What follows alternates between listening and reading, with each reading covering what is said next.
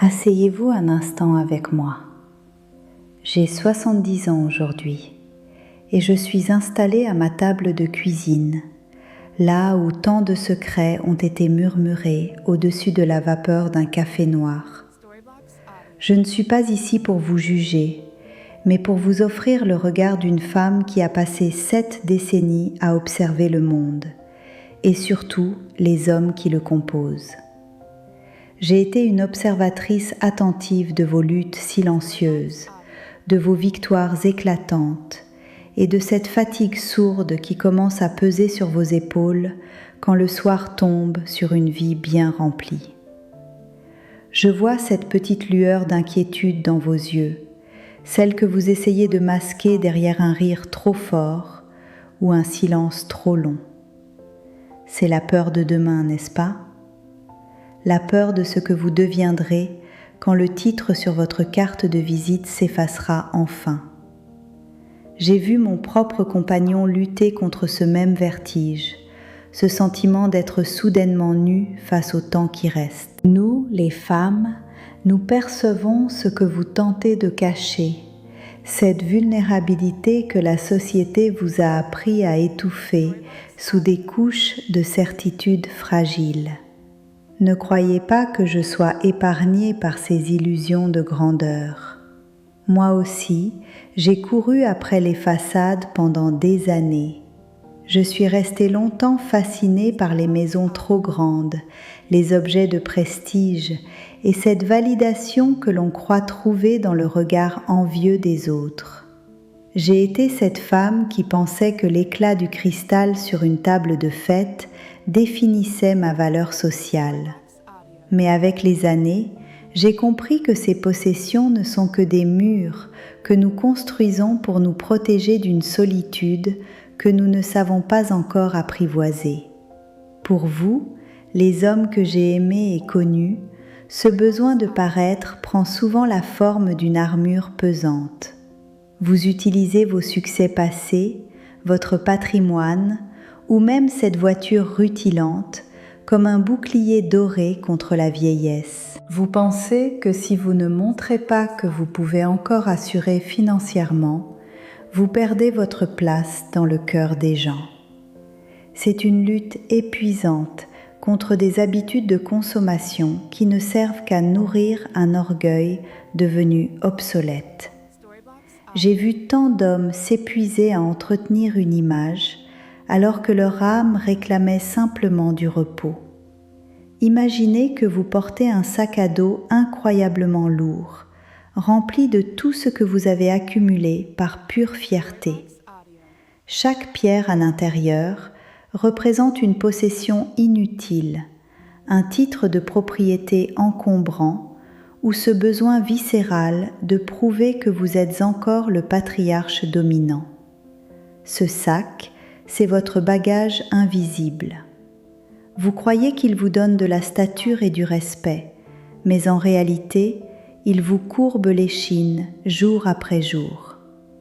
J'ai regardé mes frères porter ce poids jusqu'à l'essoufflement, refusant de lâcher une seule once de leur standing, même quand celui-ci devenait une prison. Ce qui me déchire le cœur, c'est de voir comment cette charge vous empêche de marcher légèrement aux côtés de ceux que vous aimez.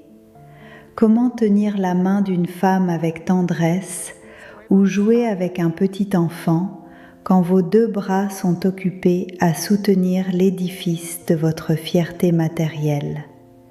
Ce bagage vous isole du monde réel. Il crée une distance immense entre votre essence et les autres. Vous êtes là, présent physiquement, mais votre esprit est accaparé par la gestion de cette armure qui rouille lentement sous le poids des ans et des regrets. Posez-vous cette question, car elle est le centre de tout ce que nous allons partager ensemble ce matin.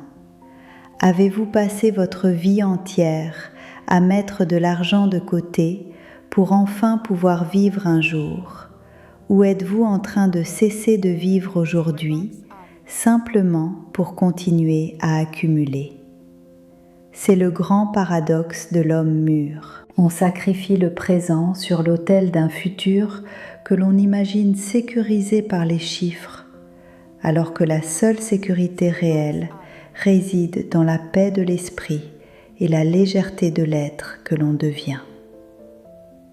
L'orgueil est une monnaie qui se dévalue très vite après 60 ans, croyez-en ma vieille expérience. J'ai vu des hommes magnifiques finir seuls dans des demeures splendides parce qu'ils n'avaient jamais appris à se présenter sans leurs attributs de puissance. Ils craignaient que sans l'éclat de leur réussite, ils ne soient que de l'ombre sans intérêt. Pourtant, c'est dans cette ombre, dans cette simplicité retrouvée, que se cache la véritable connexion humaine. Nous, les femmes de sagesse, nous ne cherchons pas un homme qui possède le monde, mais un homme qui se possède enfin lui-même.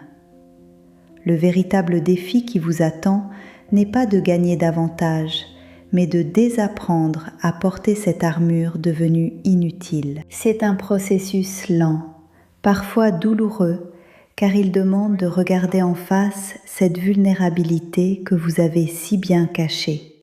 Je suis passée par là moi-même, en simplifiant radicalement ma vie, en me séparant du superflu pour ne garder que l'essentiel, la chaleur d'une conversation, le goût d'un bon café et la certitude que ma valeur ne dépend d'aucun objet. C'est cette transition vers la liberté que je veux vous aider à naviguer. Alors, restez encore un peu avec moi. Laissons cette conversation s'approfondir comme les ombres sur le carrelage de ma cuisine.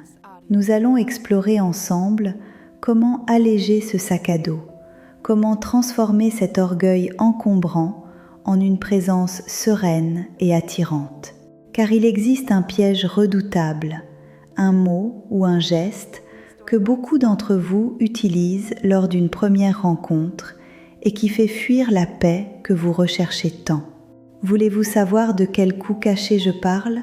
Celui qui vide votre vie alors que vous pensez la remplir? Parlons un instant de ce jardin secret que vous entretenez avec tant de zèle, ce que j'appelle souvent votre jardin étouffé.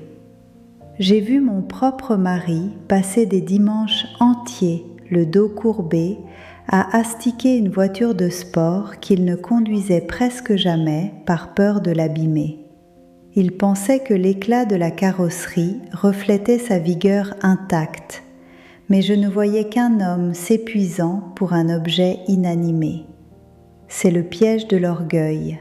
On taille, on arrose et on frotte la façade sociale jusqu'à ce qu'il ne reste plus aucune énergie pour simplement s'asseoir sur le banc et respirer le parfum du repos. Je me souviens précisément de cette berline de luxe qu'il avait achetée pour marquer le début de sa retraite. Elle était magnifique, une prouesse de mécanique, mais elle est devenue sa gardienne plus que son véhicule de liberté. Il ne pouvait plus la garer sans craindre une éraflure invisible, s'inquiétait de la moindre poussière sur le cuir, et le coût de l'entretien annuel aurait pu nous offrir 3 voyages inoubliables en Italie. Au lieu de savourer sa nouvelle vie, il était devenu l'esclave inquiet de son propre trophée. Nous, les femmes, nous remarquons immédiatement quand votre esprit est ailleurs, prisonnier d'une mécanique rutilante. Et que dire de ces grandes maisons familiales aux chambres désormais silencieuses que vous vous obstinez à maintenir coûte que coûte. J'ai connu tant d'amis qui s'épuisaient à garder des demeures de 5 chambres alors que leurs enfants étaient partis depuis plus d'une décennie. Ils passaient leurs précieux week-ends à réparer des fuites, à tondre des pelouses immenses et à épousseter des meubles que personne n'utilisait plus jamais. C'est une économie psychologique désastreuse pour un homme de votre âge. Vous dépensez votre capital de vie, votre temps le plus rare, pour maintenir un décor qui n'accueille plus personne, à part vos propres souvenirs. Pendant que vous vérifiez nerveusement la toiture ou que vous polissez l'argenterie par pure habitude sociale, la vie, la vraie, s'écoule irrémédiablement ailleurs. Vos petits-enfants grandissent à une vitesse qui devrait vous effrayer, et pourtant, combien de fois avez-vous décliné une invitation à jouer avec eux parce qu'il fallait absolument s'occuper de la maintenance de vos possessions? C'est le coup caché le plus cruel de votre attachement au paraître. On croit laisser un héritage solide sous forme de briques, mais ce dont ils se souviendront vraiment, c'est de votre absence ou de votre fatigue chronique derrière vos murs impeccables. Voyez-vous, chaque possession matérielle est un fil invisible qui vous lie lourdement au sol, vous empêchant de goûter à la légèreté. Plus vous avez de choses à protéger et à entretenir, moins vous êtes libre de vous envoler vers de nouveaux horizons ou de nouvelles rencontres. J'ai dû apprendre cette leçon moi-même en vidant mes placards de ce cristal inutile qui m'enchaînait à un rôle de maîtresse de maison parfaite. En simplifiant radicalement mon environnement, j'ai retrouvé mes mains libres et mon souffle. Pour vous, l'enjeu est de réaliser que votre valeur n'est pas proportionnelle à la taille de votre patrimoine. Cette quête épuisante de maintien d'un standing désormais obsolète n'est pas seulement un fardeau pour votre dos, c'est un poison lent pour vos relations les plus intimes. Elle crée une tension constante, une amertume qui s'insinue malgré vous dans les repas de famille et les conversations les plus douces. Mais il existe un autre pli de l'âme masculine, une habitude encore plus ancrée, qui fait des ravages bien plus profonds que l'entretien d'une voiture de luxe ou d'une maison trop vaste. Savez-vous quel est ce comportement précis qui, plus que tout autre, provoque les divorces tardifs et les ruptures définitives? Je vous regarde souvent, mes amis, avec une pointe de tristesse quand vous vous perdez dans ce mirage du « juste encore un peu ». Cette anxiété de l'accumulation est un poison lent qui s'insinue dans vos nuits les plus calmes. J'ai vu mon compagnon passer des heures à recalculer ses placements alors que nous avions déjà tout ce qu'il nous fallait pour être heureux. C'est cette peur viscérale de manquer, ce besoin de bâtir un rempart toujours plus haut contre l'incertitude de l'âge. On se dit qu'avec un peu plus de chiffres, on achètera enfin le droit de fermer les yeux sereinement, mais ce moment ne vient jamais car l'horizon recule à chaque pas. Les publicitaires l'ont bien compris, vous savez. Ils sniffent votre peur de devenir invisible ou d'être une charge pour vos proches pour mieux vous manipuler. Ils vous vendent cette fameuse sécurité comme un produit de luxe, vous faisant croire que votre dignité réside dans votre capacité à amasser des garanties bancaires. On vous bombarde de messages sur la protection du patrimoine, transformant vos dernières belles années en une gestion de risque perpétuelle. Ils profitent de ce réflexe de protecteur que vous avez cultivé toute votre vie pour vous maintenir dans une vigilance épuisante. Mais la vraie sécurité, celle que je ressens à 70 ans, ne s'achète chez aucun assureur. Entrez dans ces bureaux où l'on garde des classeurs remplis de factures jaunies et de relevés d'un autre temps. Je connais cette odeur de papier ancien, ce parfum de poussière et d'encre qui stagne dans le silence de vos maisons trop calmes. C'est le poids de votre passé financier qui prend toute la place, ne laissant plus d'espace pour le rire ou la musique. On garde tout, par crainte que le destin ne vienne nous demander des comptes, sans réaliser que c'est le temps lui-même qui nous présente la facture la plus lourde. Chaque dossier classé avec rigueur est un morceau de vie que vous avez passé à compter au lieu de contempler. Je me souviens de l'automne 1987. Un vent de panique avait soufflé sur nos économies suite à un placement que mon mari jugeait infaillible. Nous avons failli perdre cette paix intérieure, notre seul véritable trésor, pour une promesse de rendement qui ne nourrissait que notre orgueil. Cette erreur m'a appris que la recherche obsessionnelle de sécurité financière est souvent le chemin le plus court vers l'amertume.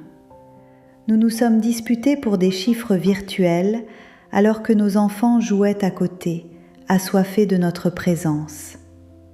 J'ai vu que l'argent, quand il devient une idole, dévore la tendresse et transforme le foyer en un tribunal froid et austère. Vous appelez cela des actifs, des investissements ou des ancres de stabilité, mais regardez bien la chaîne qui vous relie à ces objets.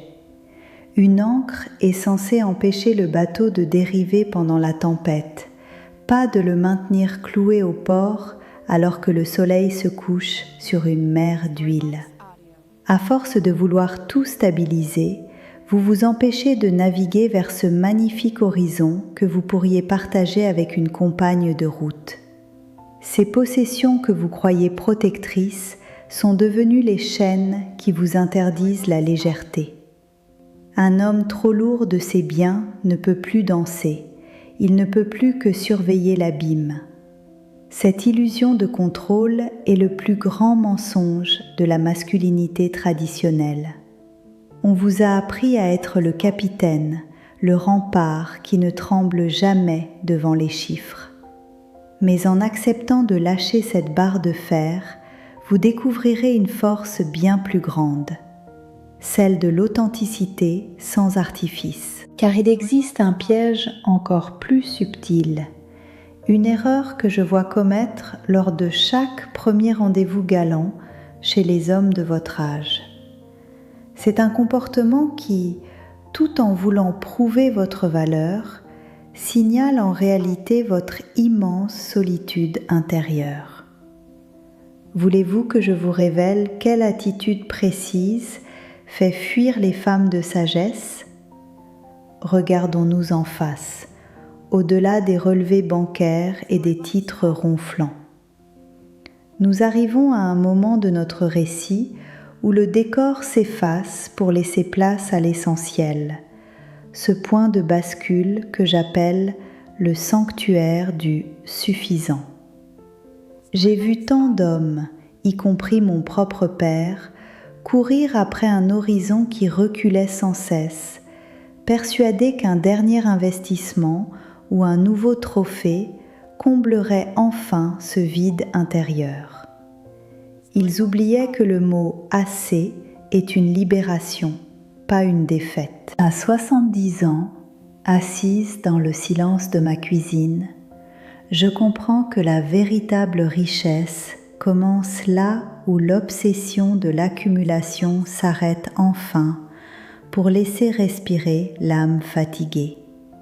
Imaginez votre vie comme un fleuve majestueux qui s'approche doucement de son embouchure. Au début, le courant est impétueux, emportant tout sur son passage, le limon de l'ambition, les débris des conquêtes et l'or des succès précoces. Mais à mesure que nous avançons vers la grande mer, ce fleuve s'affine inévitablement. Pour que l'eau reste profonde et sereine, elle doit se délester de ses sédiments d'orgueil et de ses pierres pesantes de possession. J'ai observé mon compagnon s'épuiser à vouloir maintenir le débit d'une cascade, alors qu'il aurait dû savourer la clarté d'une eau devenue limpide. Si vous charriez trop de passé, vous finirez par vous échouer sur les regrets. Laissez-moi vous poser une question qui risque de bousculer votre tranquillité, mais qui est nécessaire pour votre renaissance. Qui êtes-vous réellement si nous vous enlevons votre titre de directeur, les clés de votre berline allemande et ce costume de protecteur infatigable que vous portez comme une seconde peau? Si l'on retire tout ce qui a un prix, que reste-t-il de l'homme assis sur cette chaise ? J'ai vu des hommes magnifiques s'effondrer comme des châteaux de cartes, car ils avaient confondu leur identité avec leur fiche de paix. Vous avez passé 40 ans à construire une forteresse, mais avez-vous pris le temps d'habiter votre propre cœur, sans artifice ? Vous me parlez souvent de votre héritage, de ce que vous voulez léguer à vos enfants pour qu'ils ne manquent de rien après vous. Mais permettez à une vieille femme d'être franche. L'héritage n'est trop souvent que des décombres matériels que vos fils et filles devront nettoyer avec lassitude. Ils ne veulent pas de vos collections poussiéreuses ou de vos portefeuilles d'actions complexes qui les enchaîneront à des soucis dont ils n'ont que faire. Ce dont ils ont soif, c'est du souvenir d'un homme qui savait rire, qui savait écouter et qui n'était pas constamment ailleurs. Votre vrai legs n'est pas un chiffre, mais la qualité de votre présence. À la fin de la journée, ce qui brille vraiment ne se trouve pas dans un coffre-fort, mais dans le reflet de vos yeux quand vous racontez une histoire vécue avec passion. Je me souviens de mon grand-père qui ne possédait presque rien, si ce n'est un petit jardin et quelques livres usés par le temps. Pourtant, lorsqu'il entrait dans une pièce, il dégageait une autorité naturelle et une paix qui faisaient de lui l'homme le plus riche du village. Son secret était simple. Il était arrivé au stade du suffisant. Il ne cherchait plus à prouver sa valeur. Il l'incarnait simplement par la fermeté de son regard et la douceur de sa voix. Vous êtes à cette croisée des chemins où le fleuve s'affine et où le choix devient inévitable. Vous pouvez continuer à polir les pierres lourdes dans votre sac à dos, espérant qu'elles brilleront assez pour masquer votre vulnérabilité, ou vous pouvez les jeter à l'eau pour marcher enfin avec légèreté vers l'océan. Les hommes les plus magnétiques que je rencontre à mon âge sont ceux qui ont cessé de vouloir acheter leur place dans le cœur des autres. Ils sont devenus des hommes de paix, des êtres dont la clarté intérieure attire naturellement la tendresse. C'est dans ce dénuement choisi que réside votre véritable puissance de séduction. Cette transition vers la simplicité est votre dernier grand défi de chef de famille, le plus noble de tous. Mais je sais qu'une peur sourde vous habite encore, celle de devenir invisible si vous ne brillez plus par votre avoir. C'est la grande terreur masculine, ce sentiment d'être effacé par le temps si l'on n'occupe plus l'espace avec ses succès matériels. Pourtant, il existe une attitude précise, une façon d'être au monde qui transforme un homme simple en la présence la plus irrésistible d'un salon. Voulez-vous savoir comment rayonner sans avoir besoin de crier votre valeur à travers votre portefeuille et comment transformer votre solitude en liberté ? Revenons ici, dans le calme de ma cuisine, alors que le jour décline doucement derrière les rideaux de dentelle. Le café est terminé, mais la chaleur de notre échange demeure, flottant dans l'air comme une promesse tenue. Je vous regarde et je vois enfin l'homme qui accepte de déposer les armes, celui qui a compris que sa plus grande victoire n'est plus dans la conquête, mais dans la reddition sereine à la simplicité. Vous avez porté le monde sur votre dos pendant des décennies, cher ami, et il est temps de poser ce fardeau au pied de la porte de votre propre cœur. Le repos n'est pas une faiblesse, c'est la récompense ultime de celui qui a enfin appris à s'aimer sans condition. Simplifier votre existence n'est pas un renoncement ou une perte de statut, C'est un acte d'amour profond et nécessaire envers vous-même. En vous débarrassant du superflu, vous offrez à votre âme l'espace indispensable pour respirer enfin, sans l'oppression constante du paraître et de la performance. C'est aussi le plus beau cadeau que vous puissiez faire à la femme qui partage votre route ou à celle que vous espérez rencontrer. Elle ne cherche pas un monument de réussite ou une forteresse de certitude. Elle cherche un homme dont le cœur est assez léger pour vibrer à l'unisson du sien. Nous, les femmes de sagesse, préférons 1000 fois la clarté d'un regard apaisé à l'éclat factice d'un patrimoine qui vous rendrait absent. Imaginez votre vie désormais comme une lareira, une cheminée bienveillante dont la flamme danse au cœur de la maison. Pour réchauffer et éclairer ce que vous aimez, vous n'avez plus besoin de jeter des forêts entières dans le brasier d'une ambition dévorante. Une petite flamme constante, nourrie simplement par la qualité de votre présence et la douceur de vos paroles, suffit amplement à irradier une chaleur inoubliable. C'est cela, être un homme de lumière. Ne plus brûler pour éblouir le monde, mais brûler doucement pour consoler, protéger et guider. Votre valeur réside désormais dans la pureté de votre flamme, et non dans la quantité de combustible que vous possédez encore nerveusement en réserve. Vous avez prouvé tout ce qu'il y avait à prouver à la société, à vos pairs, et peut-être même à ce père exigeant qui habite encore vos silences. Le rideau est tombé sur le théâtre de la performance masculine, et c'est une bénédiction immense que de pouvoir enfin quitter le costume pesant du patriarche infatigable. Accepter cette transition vers l'essentiel avec la dignité d'un roi qui choisit d'abdiquer pour mieux régner sur son propre sanctuaire intérieur. Le repos que je vous invite à embrasser n'est pas une fin de parcours, mais le commencement d'une vie où chaque seconde vous appartient enfin. Vous n'êtes plus l'esclave de votre propre légende, mais le maître souverain de votre temps retrouvé. J'aimerais maintenant vous entendre, vous, les sages argentés qui m'écoutez avec une attention qui me touche au cœur.